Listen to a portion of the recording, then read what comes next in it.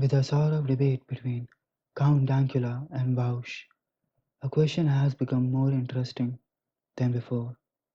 Count Dankula is a liberal, Bausch is a leftist. The debate is not important. What is important is to know what happens when leftists and liberals collide. To understand that, let us understand the meta narrative history of liberalism. Liberalism arose from modernity as a triumph of the intellectual and then masses over nobles and elites. The men and the women sought to overthrow the power of those who ruled over them and form a system emphasizing liberty, hence the name liberalism. The liberals boasted rationality as their sword, with which they sought to cut down any norm that the traditional society imposed on the people, unless it proved its value to them. G.K. Chesterton covers this innate tendency of liberals in his insightful remark of Chesterton Fence. Selling a cocktail of rationality and hedonistic pleasure, liberals eventually triumphed using a bizarre combination of rational enlightenment and hedonistic intoxication.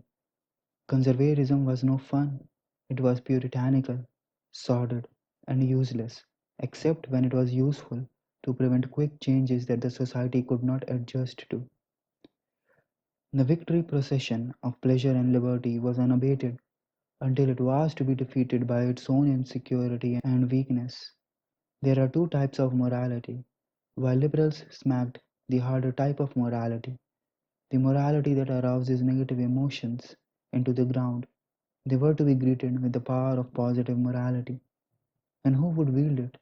Of course, the archetypical leftist. There are some moralities that offer pleasure to the ones practicing it. Empathy is one example where a person feels elated after performing the sacrifice. With moral vacuum created by the demise of conservatism, the leftist morality quickly filled its place, and unlike the conservative, no fun, rigorous morality, this was actually pleasurable and thus could not be defeated by arguments from hedonistic consequentialism. For liberals, the bad people were those who were strict, who were fundamentalists, who did not understand consequentialism and represented ultimate evil. They had to be fought. But the occasional leftist was none of these. In fact, he represented apex in a sense of not possessing all the three qualities. He had an offer that no good person would refuse, and that offer was to be a good person. In fact, a perpetually evolving better person. The better person did not have to make lengthy sacrifices. It did not have to suffer the pain of giving up alcohol or sex or anything that mind desires. He had to just agree to live in the world free of bad people who wanted to enslave all. The people whose hearts were filled with hate because hate is not pleasurable. People whose minds were filled with knowledge of uncomfortable facts. Or who wants to be that person who ruins the never ending party of life? People who are taking great pains to push their narrow minded ideology onto people for who does not like to experience new uncharted taboo territory. There was no reason for liberals to refuse that. A liberal society judges a man by the fun he can provide. Fun is acquired by two ways, one by providing sensual pleasure, the other by providing mental pleasure. If you think that I said the same thing twice by just changing the words, you are right. But sensual pleasure does not just mean what is naively assumed to be sensual pleasure, and hence such distinction is necessary. And mental pleasure and the category of mental pleasure fulfills that role. Mental pleasure is the pleasure of what we believe to be empathetic pleasure, a pleasure of charm, the pleasure that is derived from being a better person, being an unsung hero. It is a superficial pleasure, no doubt, but it is what people earnestly strive for. The communist offered that. He offered people a way to get rid of all of their sins and all sins of bad people. But how did he convince them of this offering? Liberals hate fundamentalism. Words like honor and principles nauseate them, unless, of course, they offer some pleasure. So, whenever they saw a person being destroyed because he was a fundamentalist, that was a good day. If a man was caught in a controversy about his sexism, while people knew that they were also sexist in some way, for all people realized the difference between men and women, they were not sexist in a way that they hated women. But how did they know that the man hated women?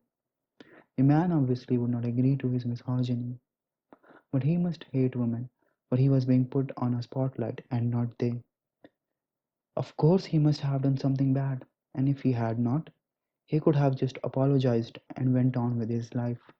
The very fact that he was defending himself meant that he cared more about his reputation than he cared about the marginalized. This was the liberal witch trial conducted under leftist supervision. The only difference was that the witch was not someone who did things that no one else did, or knew, or believed. The witch was just an extended version of the common man, and the common man felt solace by the witch's trial, for he was comforted that he was not as bad. Of course, I have racist, sexist, homophobic, transphobic, xenophobic views in some sense, but I am not like him, thought every man watching the trial. If he was not perpetrating it, and if he was participating in it as a prosecutor, he felt like a hero saving the underdogs. Such cheap virtue was never easily available. No longer you had to fight dragons or army of brutal men, demons, and animals. You could just wave angry words and call for persecution by people with power. But what if the liberal was himself on trial?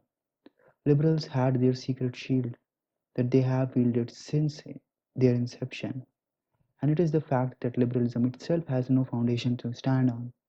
A liberal is not bound to anything, for he never comes clean on what he believes. He never imposes a morality on him that he cannot follow, and he never leaves a morality unimposed that he can. And thus, such a collision, in this form of a trial, remains merely a spectacle of enjoyment, of a sparring between men without backs and men without brains.